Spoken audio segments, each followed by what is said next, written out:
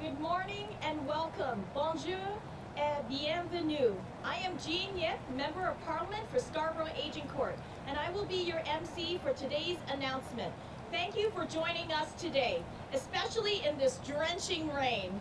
We are gathered here today on the traditional territory of many nations, including the Mississaugas of the Credit, the Anishinaabe, the Chippewa, the Haudenosaunee, and the Wanda peoples.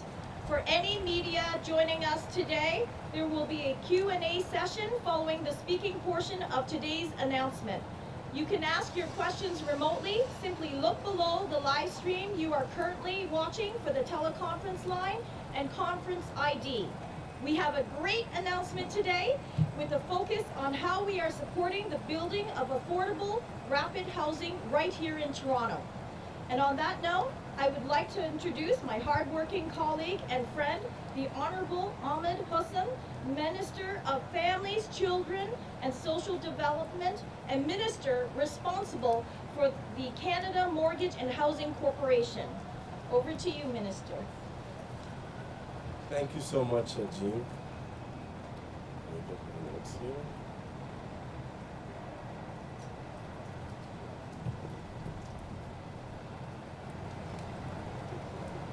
Thank you so much, Jean, for that kind welcome. Hello, everyone. Bonjour tout le monde.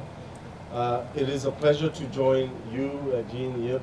You are a strong advocate for housing, not just in Toronto, but across Canada. And of course, another day with Mayor Tory and Deputy Mayor Anna Bailao, and another housing announcement. Their leadership is one of the main reasons why we're here today to make this really important announcement. Nous savons tous que chaque Canadien mérite un chez-soi sous et abordable, mais beaucoup trop d'entre eux doivent faire un choix impossible entre payer leur loyer et nourrir leur famille. We all are here because we all agree that every Canadian deserves a safe and affordable place to call home, but far too many Canadians are forced to make the impossible choice of having to choose between paying the rent and paying for their groceries. And we know that cities like Toronto have been on the front lines in the fight against COVID-19. And as this pandemic has affected our communities, the most vulnerable, those who are already facing precarious housing situations, are also the ones who have been most impacted. Toronto is my home, and every day that I walk these streets, I think about how we can make the situation better for folks who are going through tough times. And the solution is simple. It's collaboration, it's partnership. It's all orders of government, the private sector and the non-profit sector coming together to make sure that we deliver housing, safe and affordable housing for the most vulnerable Torontonians. We made big investments prior to Budget 2021, but we are continuing through Budget 2021 to be there for families and for Canadians to make sure that we help people through the pandemic and beyond. Le logement abordable jouera un rôle clé dans cette reprise. Affordable housing will play a key role as we emerge from this pandemic and we recover and have a strong and inclusive economic recovery. Recently, I spoke to Mayor Tory and Deputy Mayor Anna Bailao about the importance of the Rapid Housing Initiative and how the first round of the Rapid Housing Initiative has delivered for Toronto. Just a few months ago, we announced together over 540 affordable housing units for the City of Toronto through the Rapid Housing Initiative Cities Stream. But we're not stopping there. This Rapid Housing Initiative has had tremendous success. Our ambitious target was to produce 3,000 affordable housing units. We've exceeded that target, and we're now on track to build 4,700 permanent affordable housing units across the country. And now, through the second round of the Rapid Housing Initiative, we're taking those success stories and investing an additional $1.5 billion. And Toronto is part of the communities that will receive this money.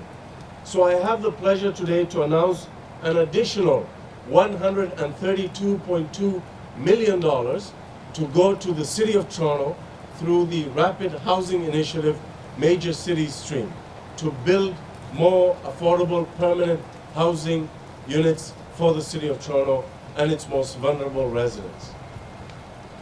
This funding will support the rapid creation of an additional 233 new permanent affordable housing units in the City of Toronto for the most vulnerable individuals, those who are experiencing precarious housing situations, those who are experiencing homelessness, and those who are at risk of experiencing homelessness. That is over 750 units of permanent affordable housing units delivered through the Rapid Housing Initiative to the City of Toronto through the first round and the second round of our program. And just like in the first round of the Rapid Housing Initiative, this new funding and these new units have to be delivered within 12 months. These targeted investments are not only important for the individuals who call these places home, they also stimulate the local economy and create good middle-class, well-paying jobs when they're needed the most. Simply put, this is great news for everyone. Simplement dit, c'est une excellente nouvelle pour tout le monde. It is great news for the workers, it is great news for the families and individuals who will soon call these units home, and it is great news for our local Toronto economy. Today's announcement builds on our previous commitments to the City of Toronto through the National Housing Strategy, a program that has grown from $40 billion to over $72 billion. We've also made investments to the tune of $81 million in the City of Toronto through the Reaching Home program, the federal anti-homelessness program, to enable the City of Toronto to deliver frontline services and temporary housing solutions for Torontonians experiencing homelessness.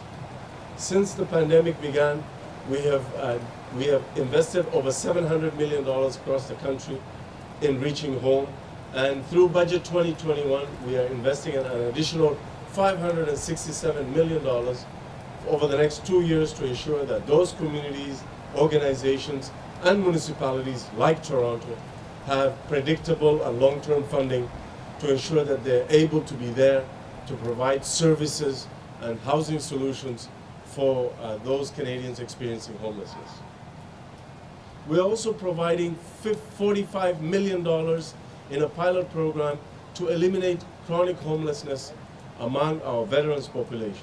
So between the $700 million that has already been committed or spent, the $567 million that is projected to be spent between this year and next year, and the $45 million for veteran homelessness, we've revised our initial target of reducing chronic homelessness by half, and now we're committed to eliminating chronic homelessness from Canada.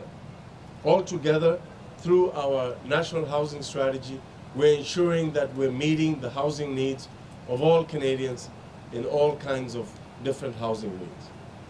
Il s'agit d'avoir une meilleure qualité de vie en chacun a une chance égale de réussir. It is about making sure that everyone has a better quality of life. It is about making sure that everyone has an equal chance of success. And central to that is having a safe and affordable place to call home. And the pandemic has highlighted that. We know that as we've told Canadians to shelter in place to prevent the spread of COVID-19, our homes have become places of sanctuary and refuge. And so it is important for us to continue to make sure that we're investing in affordable housing in Toronto. Recently, we supported Toronto's modular housing initiative by providing $18.75 million to invest to create 250 new modular housing units in the City of Toronto. And these units will go and have already gone to Torontonians experiencing homelessness.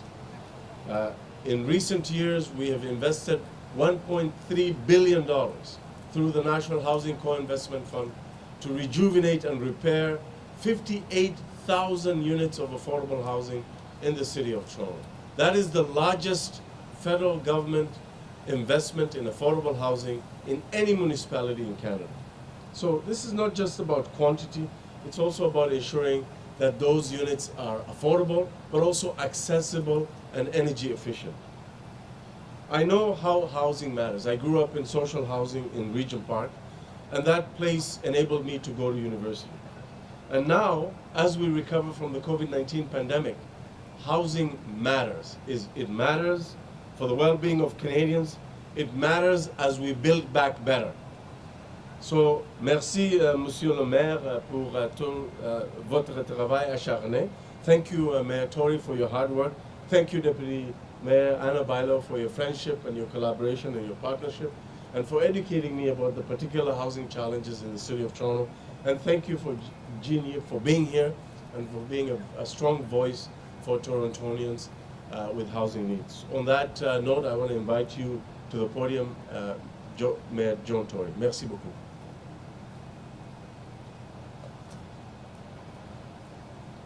Well, Minister and Jean Yip, MP, and my colleague, Deputy Mayor Anna Bailo, may I just say, first of all, Jean, I'm happy to be here with you. Jean is one of the MPs from Toronto, among many who fight hard for the city. In particular, she and her Scarborough colleagues have fought hard on the Eglinton East LRT project, which we have put some money up as a city, more than $1 billion, to say we want that to go ahead too, and we're all working to try and get that project going, among many other things. And so, Jean, thank you for that advocacy on behalf of the people that you represent in Scarborough and across Toronto. What can I say to the Minister? I should say, and he doesn't want anybody to feel sorry for him, but he flew back from Newfoundland to be here to make this important announcement today, and it is a very important announcement to Toronto. And he flew back from making a child care announcement in Newfoundland and Labrador. And I can just say that I'm excited by the prospect of that kind of an announcement being made soon in the province of Ontario for the people who live in the City of Toronto, because they too need the help that is being offered by the Government of Canada with childcare, and the help with the cost that many of them have to bear, which is extensive for their childcare. And this is a program that hopefully we can see the Government of Ontario sign on to very soon, as a number of other provinces have already done. This is a minister who has done great things, and he's worked hugely with our Deputy Mayor, Anna Bailo, who does such great work at the City of Toronto day after day, just pushing forward with the different kinds of housing projects that were embarked upon in the City of Toronto. You know, when I became mayor, the city for years had not met its own affordable housing targets, and they were tiny. They were relatively tiny, and the city had failed to meet its own targets for years. And part of the reason for that was that there just weren't the kinds of programs in place from the other governments. There was no national housing strategy in place, for example, at the time in preceding years. And that's not an excuse as to why the city didn't meet its own targets that it set, but it was one of the reasons, perhaps, why it didn't happen. And I went on a cold day to Lawrence Heights with Prime Minister Trudeau, and he announced that day, I think you were there as well, Minister, a national housing strategy for Canada. And you think to yourself, you know, and I'm sure people think this sometimes when Deputy Mayor Bailo and I announce things at the city, will this ever happen? And lo and behold, not only has it happened, but when there have been successful elements of that national housing strategy, like the rental construction financing program, or like the rapid housing initiative, they've not just been proceeded with, they've been increased and expanded and repeated. And I want to tell you, it has made a big difference in the City of Toronto, because we wouldn't have been able to do some of the things we're doing. Right behind you here, you see an example of all three governments working together. In this case, the provincial government made the land available, and we worked with the federal government on the financing side to make sure that housing could be built that is affordable for people right here in the heart of the downtown of the City of Toronto. And this rapid housing initiative, this is sort of phase 2, it has made a big difference, and people don't have to just wish that they could see that difference. They don't have to just think maybe sometime they'll see it. There are people living in units today. They've moved in because the government required us under the Rapid Housing Initiative to move quickly, which we have had to do in order to get the money, to put places in place, to put housing projects in place that can house some of the most needy people. You know, you see people protesting about the fact that we have people living in encampments. Deputy Mayor Bailo and I and the Minister and everybody else, the Member of Parliament, we don't want anybody to live in an encampment, but we need to have places to have them housed safely and in a healthy and legal manner. And these units, a lot of the supportive housing units financed by what we're here doing today, are going to be the places that we can take people, as the Minister said, who are precarious in their housing or who are homeless, experiencing homelessness. And so I just want to say thank you, because this is a great example, again, this $132 million, which we will put to use because we have to in 12 months, not 24 months, not 36 months, not 5 years. You will see these units in use, occupied by people who are experiencing homelessness in a very short period of time, as you have done with the first phase of this program. It allowed us to buy buildings and to build modular housing developments and to do different things that we otherwise probably couldn't have done as a city by ourselves. And we have partnered. We have put money in through the programs we have to defer tax payments and defer development charges and things like that, which has resulted as well in a contribution of millions of dollars to make sure that these things can happen. This is what can happen when governments work together. And this is an instance, albeit mostly is the federal government supplying the capital. When we get the supportive housing units built, the province will have to help us with the operating costs, as they do, and we're looking forward to a commitment from them in that regard. And we in turn help to not only make these happen, but to support them to the extent of millions of dollars. And I would tell you that as we speak, because we knew this announcement was coming, our city staff who've worked so hard on this, our city housing staff have worked so hard to make these things happen quickly, they're at work now as we speak with an investment plan that will allow us to buy a piece of land or buy an existing building. One of the great things about this program is we can go and buy an existing building that may have outlived its usefulness in its current capacity and convert it relatively quickly into supportive or affordable housing, because the building is there and we need to renovate it, but we don't need to start from scratch and start with the approval process and so on, and we're putting up the money to help to make that happen. So it's an all hands on deck approach. And I think it's one that works, and that is why the government has not just done phase 1 of this, they've done phase 2. They're back here doing phase 2 today. $132 million, a couple of hundred more housing units. And you know, people will say a couple of hundred. I would say that we're doing this 200, 300, 50, 100 at a time. We have some bigger projects, but a lot of this is going to be infill projects in given neighborhoods where we have the opportunity to do these projects and to provide supportive and affordable housing for people. Quand des gouvernements travaillent ensemble, c'est possible pour nous de construire beaucoup de logements abordables pour les citoyens, pour les résidents de la ville de Toronto. Et je veux dire merci au gouvernement du Canada pour l'assistance pour la ville de Toronto de construire le logement abordable. The city's contribution, $44.79 million in open door incentives, coupled with the financing that we're receiving from the CMHC. And we're just working ahead, day after day, project after project, to do what we have said we were going to do. Since December of 2020, we've opened more than 570 new supportive homes for people who are experiencing homelessness or are close to doing so. We're aiming to open another 1,170 new permanent, affordable, and supportive homes over the next 12 months, with 1,000 of those ready by the end of 2021 and the remainder to come in the spring. That is in excess of the total annual commitments that weren't met by the City of Toronto before. So I'm proud of what we're out there doing now with our partners, the Government of Canada and the Government of Ontario. We have 82 projects right now in the city's affordable rental development pipeline, 10,676 new units. Those are all things that are in the pipeline getting done. And that's why I'm spending so much of my own time, and why the Deputy Mayor is spending so much of her time, making sure that we can partner with whoever will partner with us to make sure this happens. And the Government of Canada has been a good partner for the City of Toronto throughout the time since the creation of the National Housing Strategy and on things like transit. I've told ministers like Minister Hussen, MPs like Jean, on the day when they're not good partners anymore, I'll say that too, because that's my job. But right now, they're good partners, and today is evidence of that again. And so to Minister Hussen, to the Prime Minister of Canada, Justin Trudeau, I say thank you for recognizing the fact we have a housing challenge here in the City of Toronto that must be met, and it has to be met rapidly. And that's why the Rapid Housing Initiative is something that is going to make sure that we have people in new housing units in 12 months, and some of them even sooner than that because they came from the first phase. It's always a good day in Toronto when we can make more progress on getting people better housed, getting homeless people into safe, healthy circumstances for themselves, and today is another one of those days. I thank you very much, and I think it's my pleasant task to introduce somebody who works hard on this day in and day out.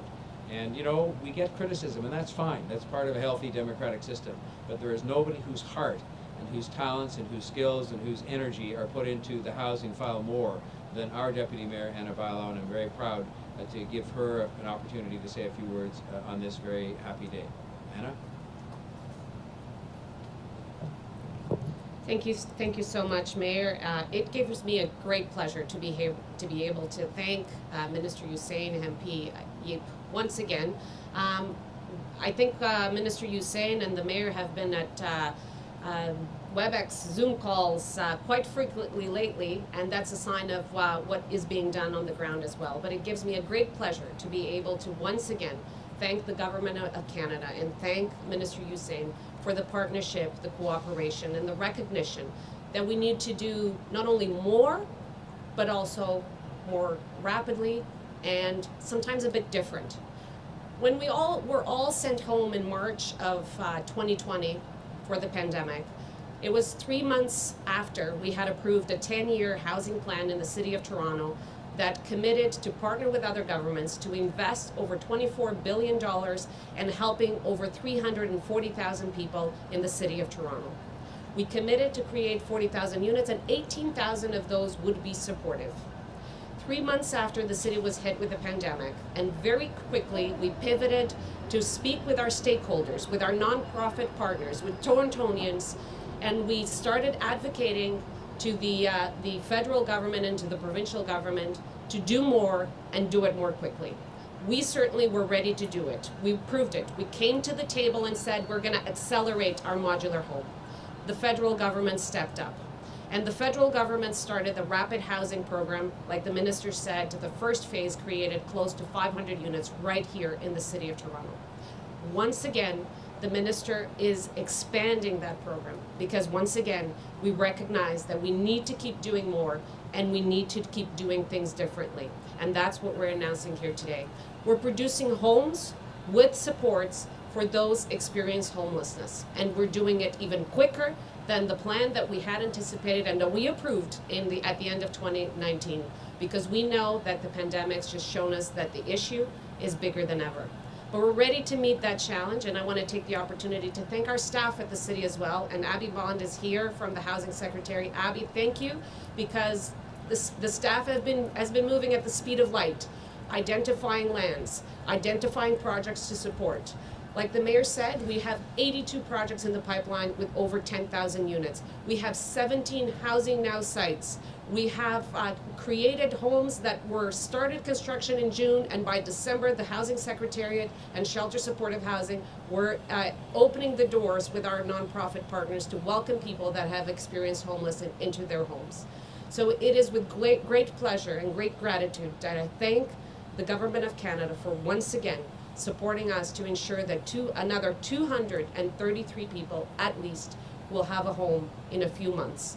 Thank you, Minister. Thank you, Mayor, for your leadership in advocating this with other mayors across the country. Let's get it built, and let's make sure that we settle for nothing else in this city than a safe home for everybody. Thank you.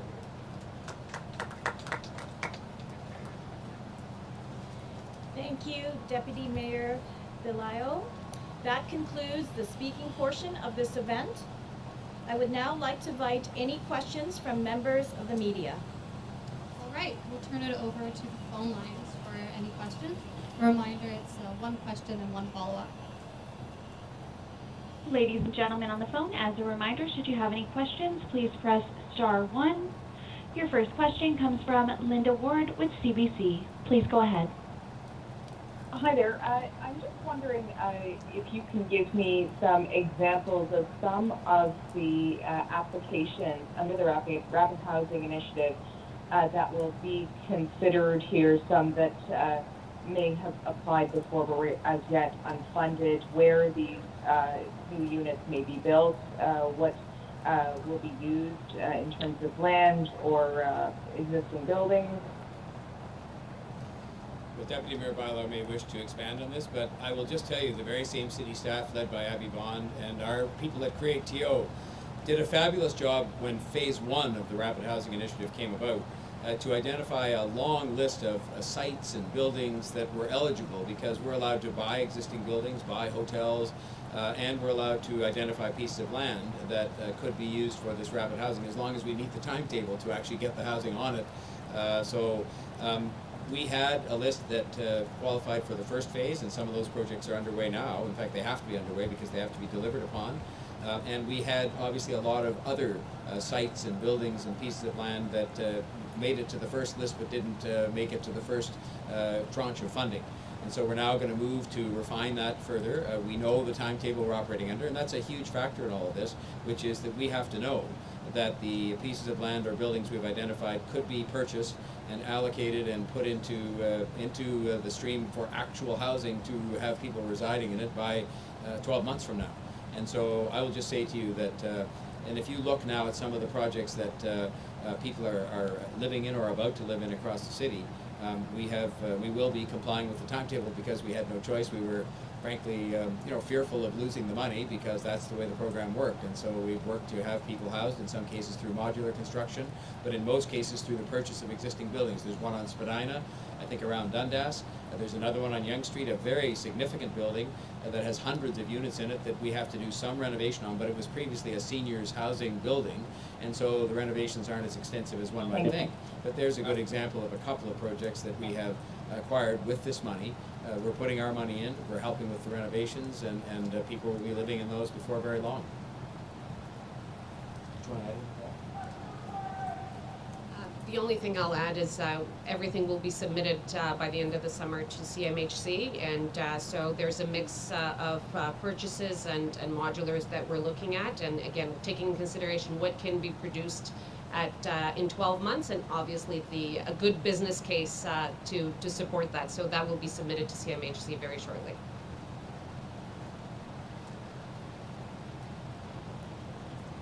Linda, do you have a follow-up?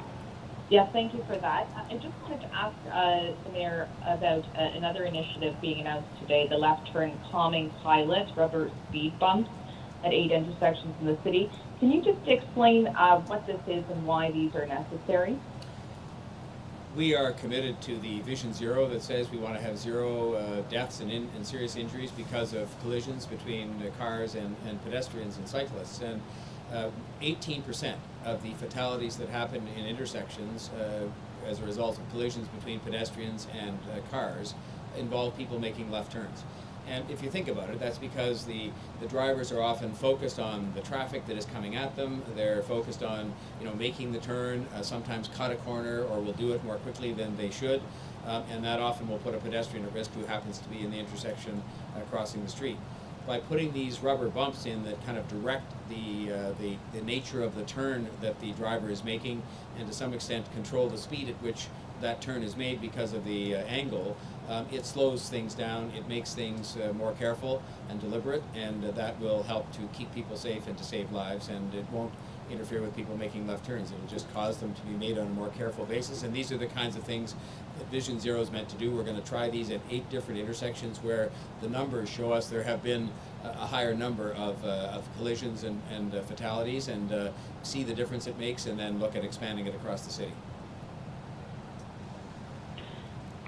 Ladies and gentlemen, as a reminder, if you have any questions, press star 1.